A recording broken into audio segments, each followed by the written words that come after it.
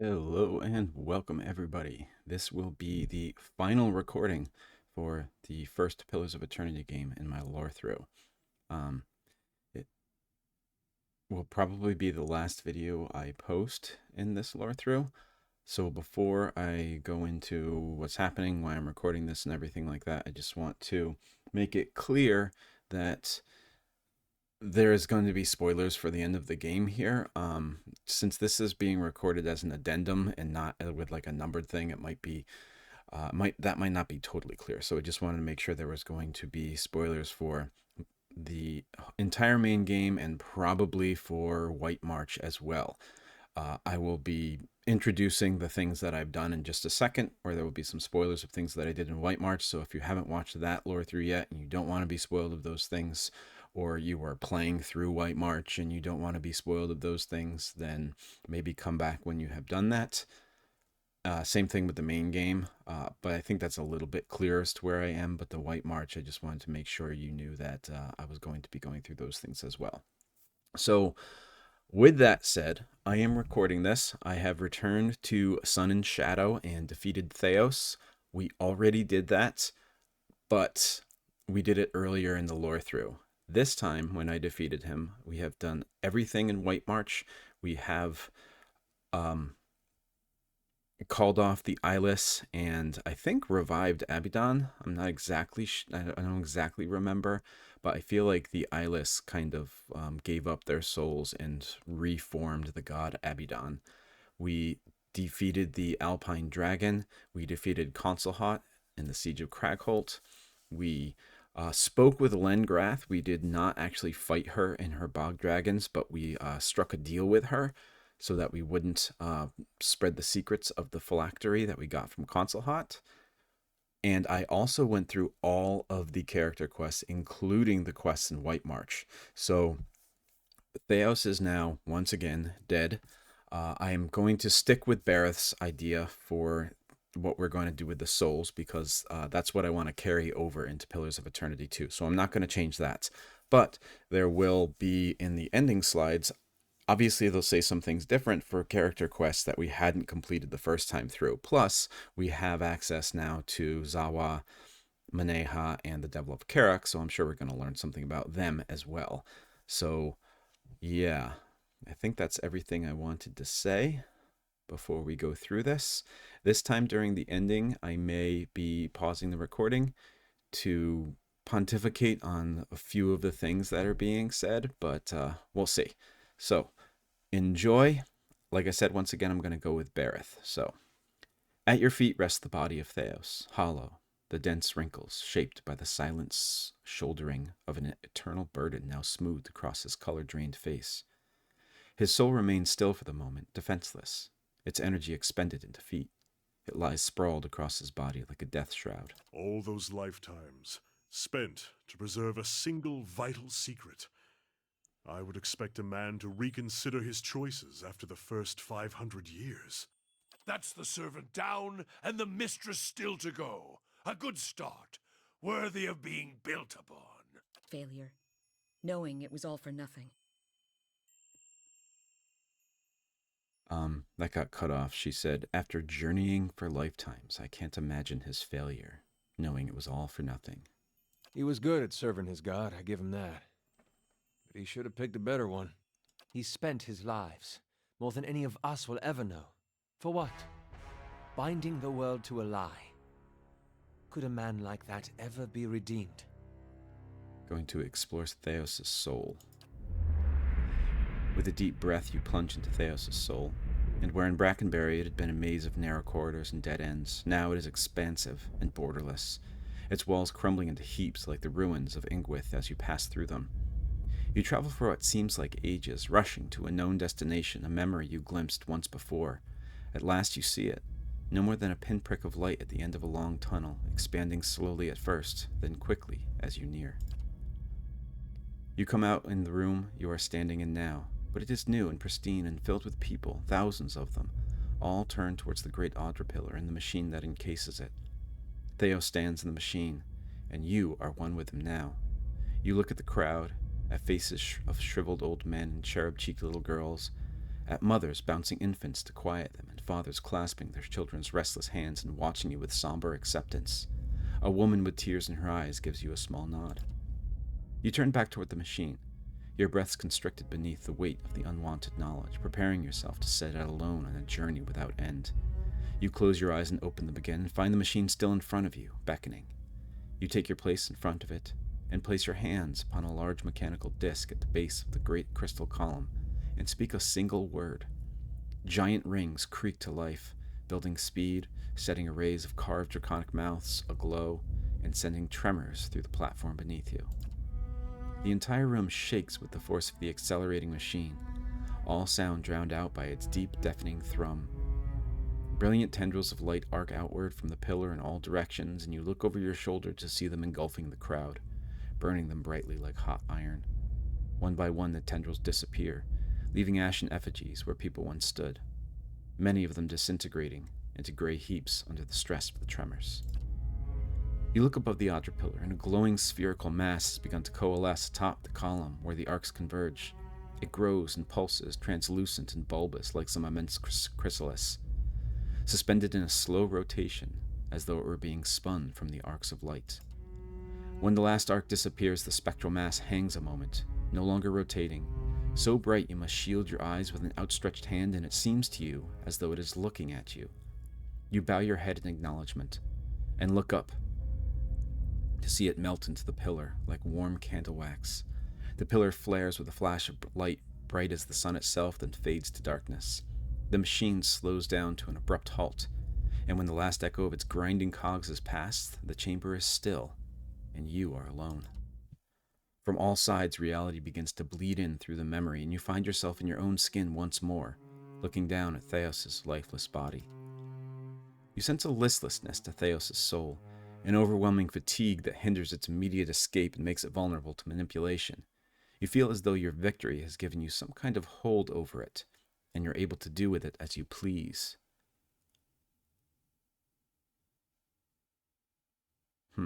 I forget what I chose the first time through here.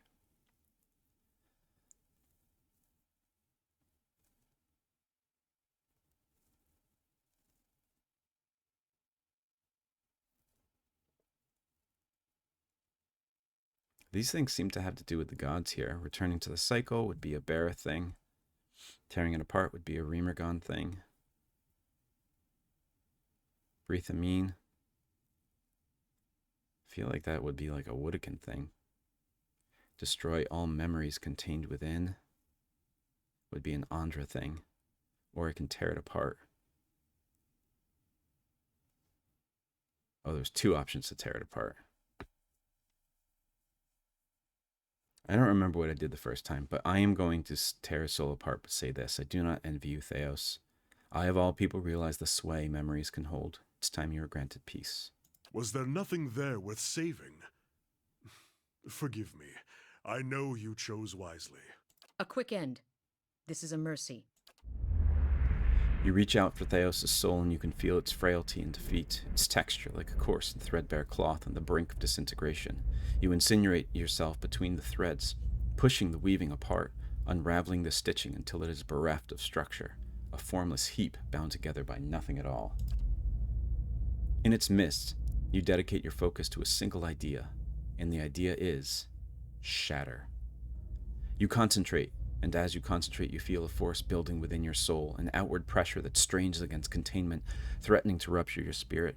When you can contain it no more, you transfer it to Theos' soul all at once and release it there, a detonation of will that expands in all directions, driving out the remnants of its essence, scattering it into nothingness. You can feel his presence no more. In the stillness that follows, a single word echoes through your mind, a word you spoke when you were one with Theos in an ancient memory. You realize it is the word that activates the machine.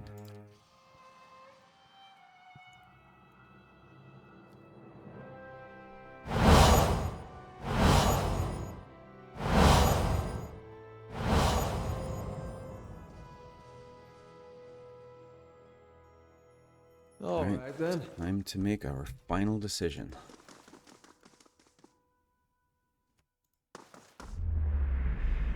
As you approach the machine, the path underfoot suddenly changes to a cobbled road. If you hadn't experienced visions like this already in Ter Evren, you'd be tempted to believe that the machine had sucked you into it and deposited you in the middle of nowhere. The sun blazes overhead, and the rolling meadows and thick forests on either side of the road could be anywhere in the Deerwood. A shrill cackle turns your head. This is Skane. Standing next to you is a malnourished man clad in threadbare loincloth and manacles. His entire body is striped with lash marks, and there are scarred pits where his nose and ears should be. He stinks of stale sweat and unwashed filth. You notice someone wandering down the road, but the figure's back is to you. The scarred slave has your attention for now. You know something of quiet servitude, Watcher. Groveling and simpering before the gods whose aid you need, so that when they finally raise you to a place of power, you can seize what you desire. You have labored at the pleasure of others. That shriveled hag in Hadrit House, those preening soldiers with more taste for silk than steel, the wretched tribesmen playing out their fantasies of grandeur. And then you cowered and knelt before the gods themselves, begging one paltry favor and receiving riddles and visions in response. And now the gods give you orders and commands, even while you set out to fix what they cannot. Yet what have they offered you? A suspicious grimace crosses Aloth's face. I get the feeling this is his way of giving you new orders on behalf of his own master. Be careful, Bjarter. Given the breadth of the iron manacle, it's amazing that he can raise his bone-thin arm. But he does. And he points to the person walking the other way along the road. The exiled queen is not an ungrateful patron. You get a better look at the lone figure and realize that she's wearing robes, tattered and singed, but fine nonetheless. On her head is the silhouette of a broken crown. She continues walking, her pace slow, but determined. So this is Woodica? I don't remember if this was where we figured out that Skane and Woodica were actually working together, or that Skane was working for Woodica, or if that came earlier in the playthrough. Finish the work Theos began. Strengthen Woodica with these souls and allow her to become the most powerful of all the gods, with you as her favored.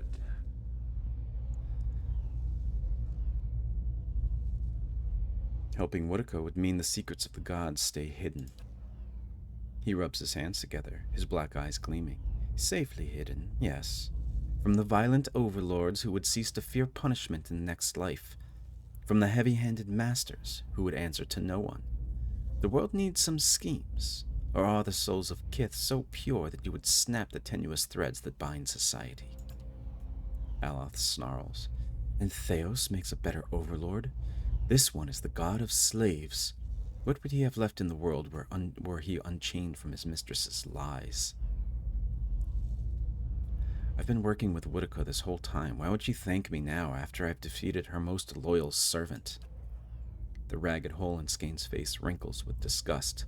Loyal and weak, Theos proved his inadequacy when he failed to anticipate you. A plan exposed is worse than none at all. But you have proven resourceful. Equal to the schemes of the gods. Woodica has a long memory, Watcher, for both friends and foes. And she keeps her oaths. What do you mean by her favored?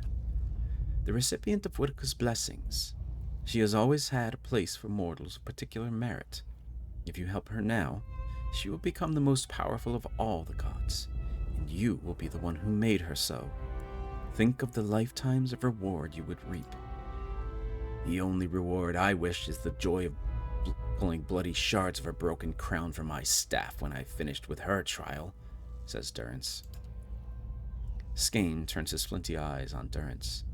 So says your companion who's been abandoned by his own god. Do you really trust him to make alliances for you?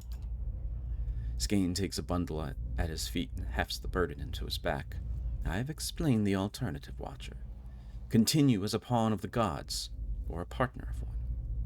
At the other end of the road, the figure stops. She turns her head just enough to look over her shoulder. Her face is mostly hidden, but one merciless eye peers at you from a cheek of rippled, scorched flesh. I won't help you. You say that now, but when you're standing in front of the machine, considering the lifetimes and the powers that await you, we'll see what you do. He continues down the road, and when the sun suddenly drops below the horizon, it plunges you into momentary darkness. You come to your senses in front of the machine. All the evils we've seen, going back the way to the Saints' War, that was all Woodica. Imagine if she was stronger on top of it all, says Adair. Alright, final conversations. Theos, he had hold of your soul from a long time back, seems like. You get what you needed from him? Got an answer to an old question. Those can be hard to come by.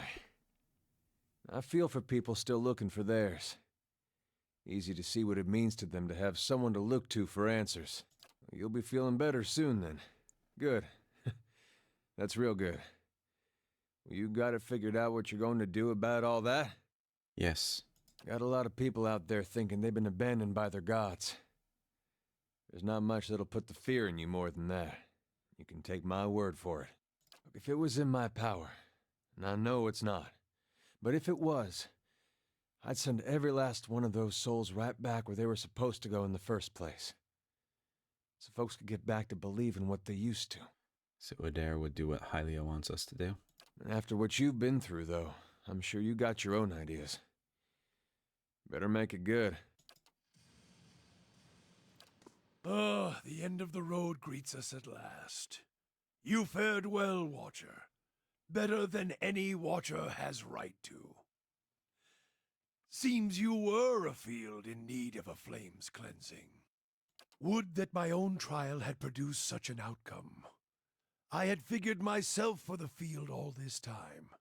But you were the field, and I the darkness. A lesson neither of durance nor of Margarin. But with that trial's end, a new one begins, a god's trial, and I will stand in judgment without mercy. We've come to the end of it, my friend. It has been an honor to walk this road with you, and I will regret our parting. All the hard-won lessons we have survived, I will carry them back with me to Rauatai. I'll try to do justice by your story. It's both stranger and more exciting than anything I could have conjured up. Kana studies you for a moment, then smiles. Victory agrees with you, Bearter. It looks as if a great weight has been lifted from your shoulders. I am glad for it. Astounding. I always knew the Leaden Key stood for something big, but I didn't quite realize what I'd gotten myself into. And now, you're in the middle of something even bigger. With a decision that will affect millions. But even if you send the souls somewhere specific now, who knows what the next turn of the wheel will make of them? We can't really control what happens to them. Nor should we try. I had to see the monster Theos had become to realize that. I won't leave something this important up to chance. Wait.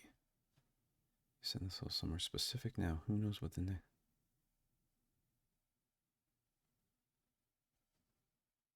I'll just say maybe so. It's your decision, of course. And whatever you decide, I'm glad our paths crossed in Gilded Vale. Last one. Lends a little perspective, doesn't it?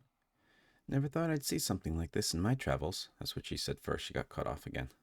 Engwithans made thousands of years ago still shape our lives today.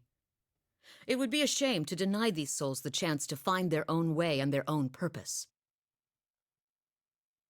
Thank you for traveling with me. Side of the road if you hadn't come along. Thanks for bringing us this far.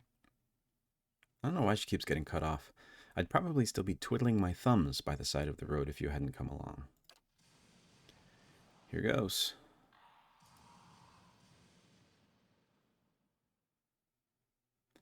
With your companions bearing witness, you step up to the place where Theos once stood before his people long ago.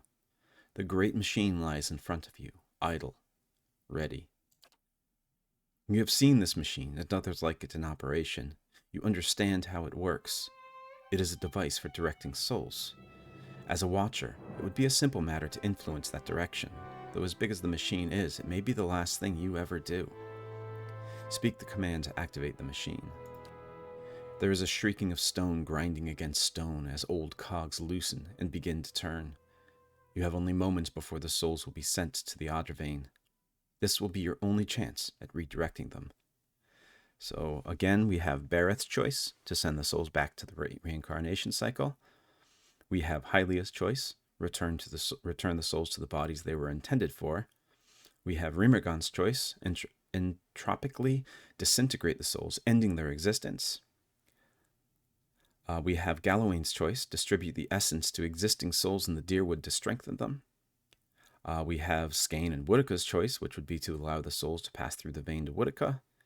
And we have Wall's choice, to disperse the souls to an unknown location. And again, I'm going to go with Bareth's choice, send the souls back into the reincarnation cycle. You close your eyes and expand your perception outward, taking the immense totality of the tens of thousands of souls orbiting the chamber. Your grasp on the souls is tenuous. You find yourself fighting to keep them all within your influence, and you can feel them slipping away from you as the machine gains speed. A brief moment comes when it feels as though you hold all of them at once, and their force is so great it feels as though they will tear you apart. In that moment, you dedicate your entire being to bending their orbit, channeling their flow in a new direction. At your command, the ancient device became your instrument, spinning to life with deafening resonance and gathering up the swirling essence like thread on a great spindle. There, in the pale, pulsing glow of the machine that set you on this path long ago, you summoned all your strength, focusing on your objective and blocking out all else. With a single concussive blast that rocked the chamber and sent you tumbling to the ground, you freed the souls from their stasis. Exhausted, your consciousness slipping away, your last sight was of the machine, dark and dormant. Then your eyes closed, and sleep welcomed you at long last. So nothing much changed here. I think it's the exact same thing. I do want to point out about the sleeping. We've been having those dreams whenever we go to sleep at night, and you can see the pillars and you hear the glowing sound. So our sleep for the entire game has been restless. So the implication here is that finally the voices are quiet and I'm able to sleep again. The Watcher, Bearter, is able to sleep again. After coming to and searching for some time, you discovered the route Theos used to enter Sun and Shadow, and embarked on a long and arduous ascent back to the surface. You emerged in Ter Evron after days of tunneling through the rubble Theos had left behind, and when you stepped into the daylight, you were faced with a different Dyrwood than the one you had left. At your direction, the lost souls of the Hollowborn were funneled back into the churn of Bareth's wheel to find their way into new vessels and partake in the life they had been denied during Widewind's legacy. Though parents of Hollowborn would remain just that, the end of Widewind's legacy would bring about a spate of new, healthy births, with many of the infants bearing souls once meant for Hollowborn children. The natural cycle of life and death had been restored to Dyrwood, and with it came a renewed faith in the providence of the gods. So again, this is the same as before. You can see Bareth's symbol in the lower left there. We went with Bareth on our first playthrough. We're sticking with Bareth here. So all the old parents who lost children because of the Hollowborn crisis do not get those children back. But new parents, their children will now have souls.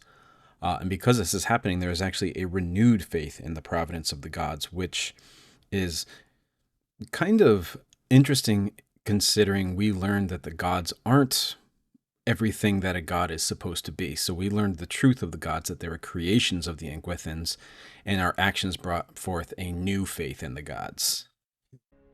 Though you had killed Lord Radric in his throne room, so strong was his drive to rid his land of Eothasians that he returned to life as a death guard, a deathless crusader for his brutal cause. With the remains of his humanity stripped away, Radric came to see all the people of Gilded Vale as worshippers of Eothas, and one day he led his forces into the village personally to see them all purged from his lands. Gilded Vale was left a hollow shell, its buildings ruined, and its people slaughtered. Even travelers and would-be squatters knew better than to take refuge inside its borders. Lord Radric returned to Radric's Hold, where he remained, keeping eternal watch over his barren domain. Classic CRPG ending slide here, where our actions, which seemed like the right actions at the time, Radric was an awful guy, but because of our actions, Gilded Vale is destroyed. He comes back as a Death Knight and basically just lays waste to everything. Not sure what happens if we let Radric keep hold here and we actually let him have power. I think I've always killed Radric here and then forget that this happens at the end.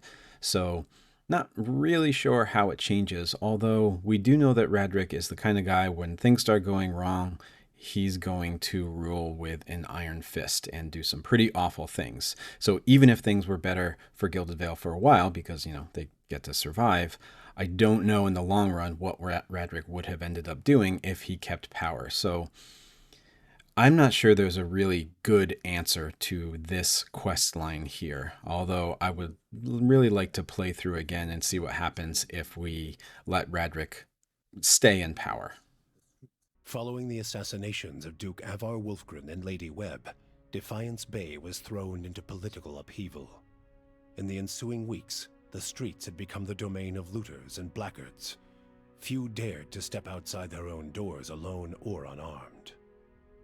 But order was soon re-established by the Knights of the Crucible, who, despite their depleted numbers, had gained favor in the public eye for their role in the unraveling of the conspiracy surrounding Widewind's legacy, and were quickly reinforced by returning forces from Fleetbreaker Castle.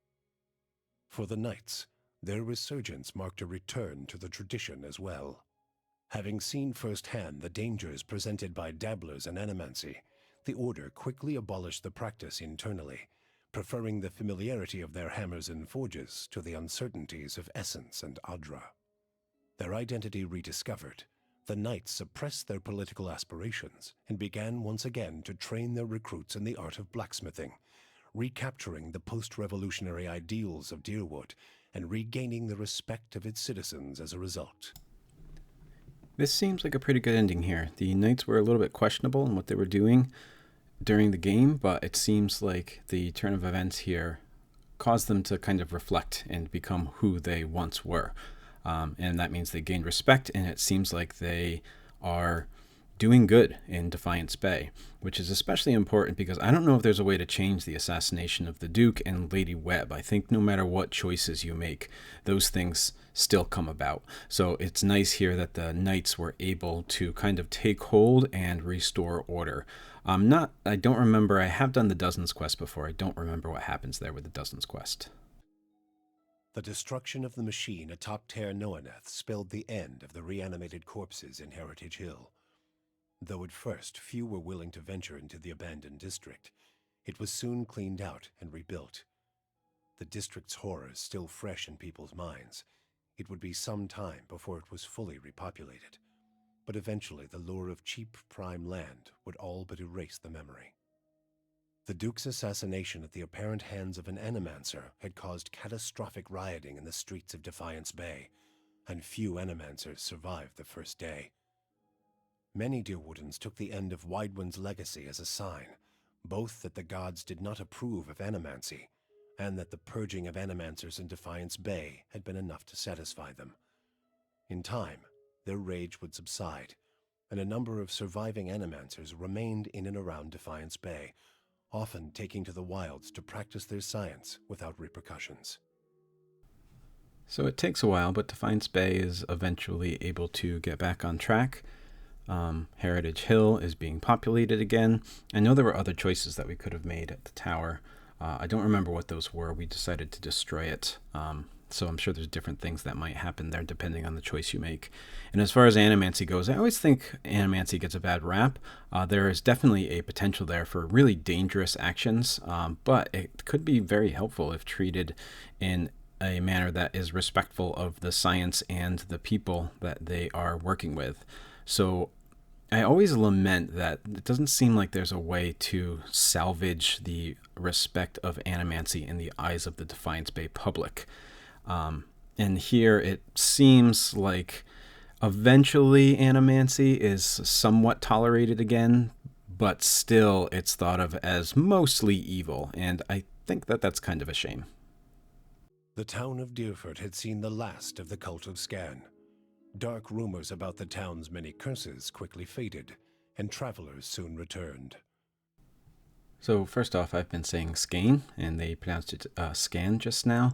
Although looking back at the collector's guide, it's the pronunciation says Skayn. So I think I'm right, and the narrator is wrong. Although who knows? It's definitely a good thing that the cult of Skane has left Deerford. But I do always think that Skane is misused. I think there's a lot of potential for him, but he's just kind of like this evil dude who does evil things rather than what he has presented as in the guide. And when you read about him, which is somebody who strikes against power, at least that's how I read him. And I think that's way more interesting than, basically the Emperor from Star Wars. Abidan's renewal brought new vigor and purpose to a god long known for quiet, steady labor. Handicraft saw a revival in the Deerwood, and no smith wanted for an apprentice. Additionally, Abidan's restored interest in preservation led to redoubled efforts to survey Engwithan ruins. Animancers and craftsmen alike found much to study, but tensions with Glanfath rose. You see the symbols here for Andra and Abidan. This is a new slide from last time. We did not do the White March expansion, so this is related to the White March. And even though we've done good for the people of White March, it seems like because people are once again exploring Engwithan ruins, now there is tension with Glanfath once again, which is regrettable, but also speaks to the truth that political power will maintain peace only as long as it's beneficial for them. And then as soon as it's not beneficial for them, they will just kind of turn back and do what they want anyway. As for Stalwart, the Battle of Caron's Scar only strengthened their resolve to unlock the mysteries of Durgan steel and build new marvels with the White Forge. However, Stalwart's ambitions brought them into further conflict with the Red Serens, as more and more impoverished communities gathered at the border and vowed to finish the work of the Iron Flail. It would be many generations before the region saw peace. Once again, the prosperity of Stalwart brings about conflict with the Red Serens. So this region of the Deerwood just can't seem to catch a break, and there's always going to be constant conflict. When one group rises to power, then jealousy arises, and people are going to try and take that power or control it at least somewhat. And I don't know, it just seems like a never-ending cycle at this point, which may be true to the real world, but I don't know. Part of me wishes that maybe we could actually see peace in the Deerwood, but that's probably a fool's dream. The Flames That Whisper clan found a cautious peace with Stalwart, particularly once the villagers heard of the aid the ogres had offered against the Eyeless. The clan moved back into the Russet Wood, and as Stalwart grew in prestige, the villagers formed a tighter alliance with their ogre neighbors. Within a generation, ogre traders visited Stalwart, and village hunters were welcome in the Russet Wood. Considering the White March DLC opens with an ogre attack on Stalwarts, this is a nice ending here. I kind of like this one. Nothing much more to say about it than that. Releasing Harmka left the Devil of Carrick with a gnawing dissatisfaction that continued to eat at her long after the Watcher confronted Theos. She resumed her search for the men and women who had raised Cold Morn, clinging to the hope that enacting her revenge might one day allow her to feel something. Yet, as she hunted and killed, the futility of her actions grew like a leaden weight in her gut. Her movements grew stiff and sluggish as her zeal deserted her. One day, she found herself surrounded in Maiden Falls. As she tried to fight back against the villagers, she felt her arms stick in their sockets and her legs buckle beneath her. The villagers tore her body apart and shattered its segments while she screamed, feeling none of it. New slide here, and definitely a tragedy. We tried to kind of teach the Devil of Carrock to stop that cycle of violence that she was living on for so long, but it doesn't seem to have taken hold, and she still wanted revenge. But because her soul wasn't in it anymore, it seemed like because she was an automaton, that weakening soul also meant a weakening of the body, which eventually became her downfall. So definitely a tragedy here, hoping that maybe the Devil of Karak could have led a better life after this, but apparently not. Zawa came to believe that the Dakan had survived through him. He returned to Ishamadal, where he united a number of small, vulnerable tribes under the beliefs of his people. He called them Takanakin, kin of Takan, and under his tutelage, they became strong enough to resist would-be conquerors. Zawa taught his secrets not to one chosen person, but to all, that the line of knowledge might never be broken. Another new slide here, and in this one it seems like Zawa did actually learn something from our quest. He decided to forego the elitist practice of only passing down secrets to one person and instead shared the secret so that they could become everybody's power, but also meant that they would last longer. And I think that that is definitely a much better way than the practice of before, where it was just one single person who had all that power.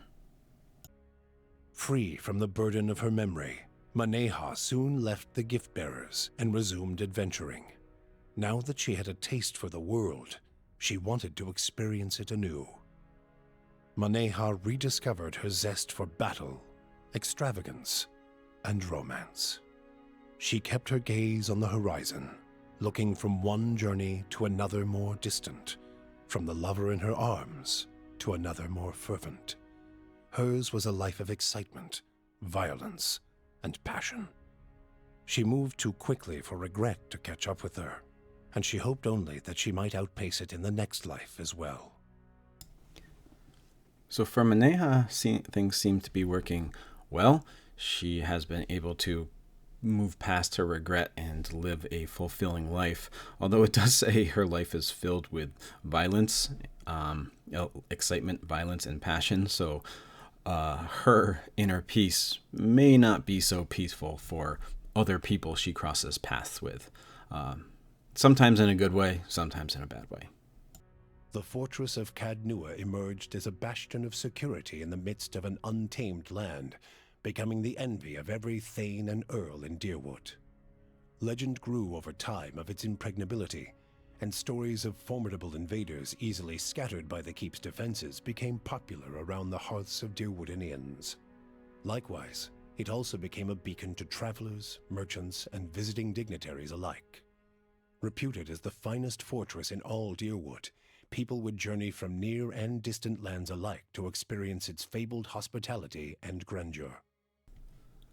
So our fortress at Cadnua has gained its own level of respect, and nothing bad will ever happen to it. After the death of the master below, a strange quiet fell over the endless paths of Adnua.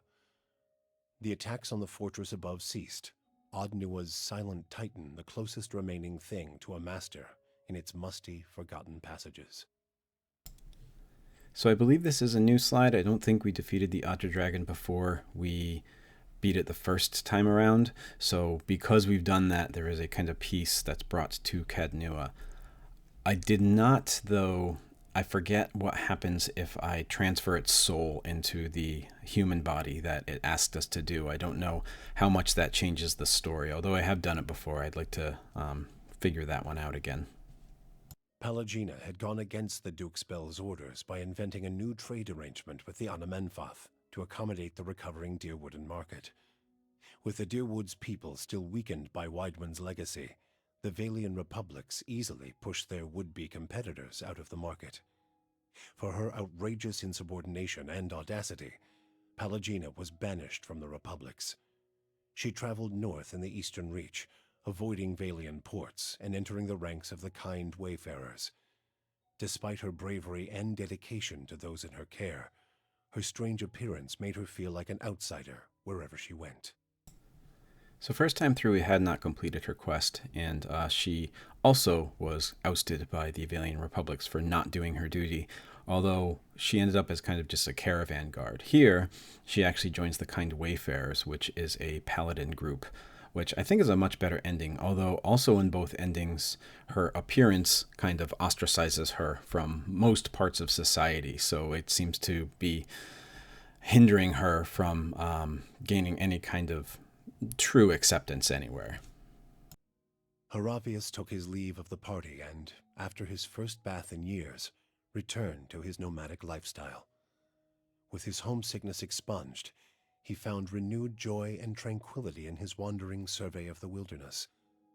For the first time in his life, he ventured beyond sight of the mountains of Glonfath.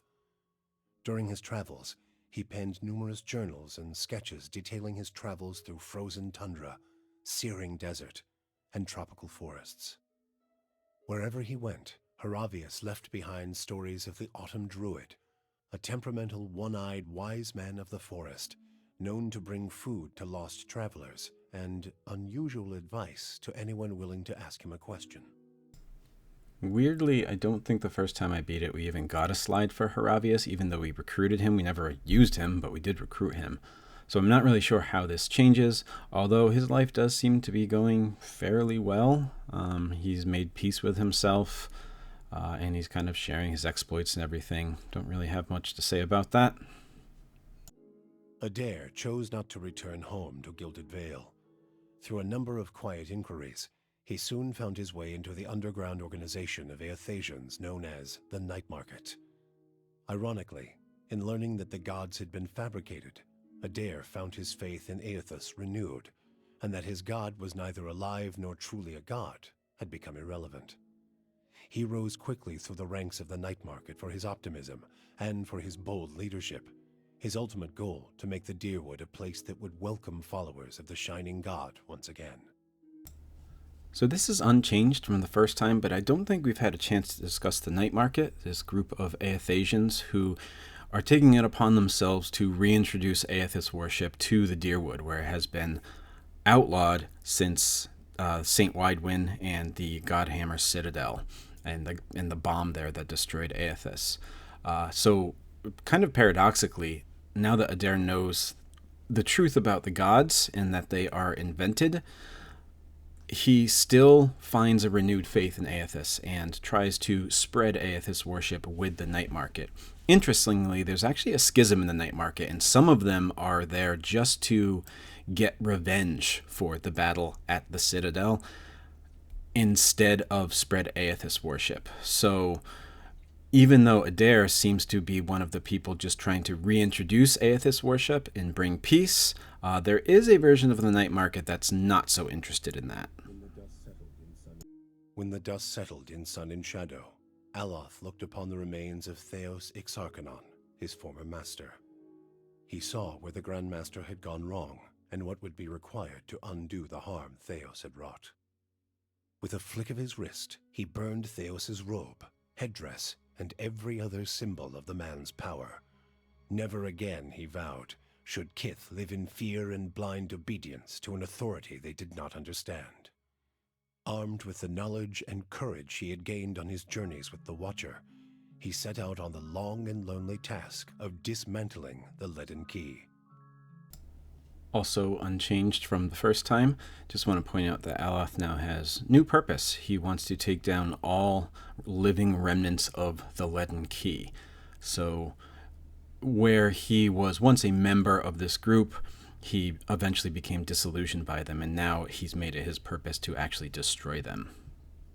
With both their aims fulfilled, Kanarua bid the Watcher farewell and sailed back to his beloved Rawatai. There, he reported on his findings to the Lore College. Kana spoke of the Engwithan people, describing both their vile experiments and their inspiring accomplishments. He spoke too of the destruction of the tablet by the Leaden Key, and the group's efforts to erase the Engwithan legacy from the world. Both inspiration and cautionary tales, he said, could be found in the world beyond Rawatai's borders. Kana urged his people to continue to pursue knowledge abroad so that the lessons found there might benefit Tekoa. Kana's inability to prove his theory of Engwithan influence diminished his academic standing, but his passion drew much interest from those less concerned with degrees. Kana swiftly became an influential figure in the move toward a more collaborative approach to expansion on the northern continent. In his personal life, he came to enjoy the reputation of an affable eccentric, willing to share grand and impossible secrets, along with a drink and a song. Another one that's unchanged from earlier, Kana is great in that he seems to recognize the benefit in seeing both the inspiring and the negatives of certain things. So in this case, the Engwithans, he realizes that they did terrible things, but he can also learn from them. And he wants to share that with other people. But when you already have power, if you say things that don't benefit that power, then you're not going to accept those truths. So when Kana tries to share these things, he seems to be ousted and ostracized a little bit. Although there are people who are willing to listen, they are just not the ones in power. So not only is this a nice story for a great character, I also think it speaks a truth to our own world in the idea of what we are willing to accept only if it furthers our own needs, rather than just accepting it because it happens to be the truth. With Theos defeated and the souls released from Sun and Shadow, healthy children were born once again in the Deerwood. The grieving mother sought a place where she might do penance for the birthing bell. She returned to Deerford, where, to the astonishment of the villagers, she delivered the first healthy child in over a decade. She remained there, and with each new birth, she saw a measure of hope restored to the Deerwood and a measure of grace for her own troubled past. Interestingly, even though I hadn't completed The Grieving Mother the first time we beat it, and we have now, I don't think the story's changed. I don't think the slide's changed. She is able to return to Deerford and help others give birth to healthy babies with souls. And that practice, now that she's able to actually do it without hollowborn children, seems to give her a kind of inner peace. And that happens regardless of if we finish her quest or not.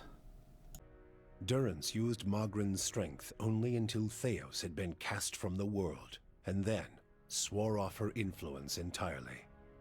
Regret came to weigh heavily on his mind, and a man who had never previously lacked for words or opinions came to embrace silence and contemplation. He continued to wander, penniless and destitute, searching now not for the reason for his goddess's silence, but for a mechanism for revenge. The charred robes he continued to wear as a reminder that he had been burned by his goddess, and not just by the flames of the Godhammer. Another one that's unchanged from earlier, but this time because we finished his quest either way. I really wish we got to know this silent, more contemplative Durrance. Yeah, he's still looking for revenge, but, at least he's quiet about it. Sagani experienced the 4 months of her journey back to Masuk in vivid colors. She strove to memorize every moment of her final trip through the Deerwood, Erglonfoth, the Valian Republics, and beyond, preparing to tell her village of what she had seen on her long journey. All of Masuk shared in her triumph, and she felt her pride and elation magnified by the joy of her village. Never again did she doubt the value of her sacrifices. After decades as a long hunter, Sagani finally became one of Masuk's most respected elders. She guided her community with wise counsel, and a generation after she finally passed, another huntress journeyed into the world to find her soul. Also unchanged from the first time. Man, Sagani's just the best. She's learned lessons. She takes them back to her tribe with her. She becomes a respected elder, and she doesn't seem to take what happened to her for granted. I'm glad that she ends up happy, respected, and eventually somebody is looking for her soul, just like somebody was looking for Persok's soul. For you, the death of Theos brought an end to your waking visions, and a silence to the whispers of the past. In their absence, you were able to sleep. The questions of a distant lifetime ceased to trouble your soul. All that remained was what to make of the answer. But at the moment, there was little to be done, and the matter would have to wait. A long journey loomed ahead. So with the defeat of Theos and the returning of the souls to the Deerwood, the Watcher Bearter is finally able to get a modicum of peace. It does mention that there's a long journey ahead, but at least he is able to sleep, and at least those voices have been quieted in him. And this is the last slide, the true end of the game. And now that everything is complete, it's time to finally move on to Deadfire. Thank you once again for joining me on this lore through of the first Pillars of Eternity game and the White March expansion. I hope you appreciate everything as much as I have, and I hope to see you again in Pillars of Eternity 2 Deadfire. See you there, everybody, and thank you.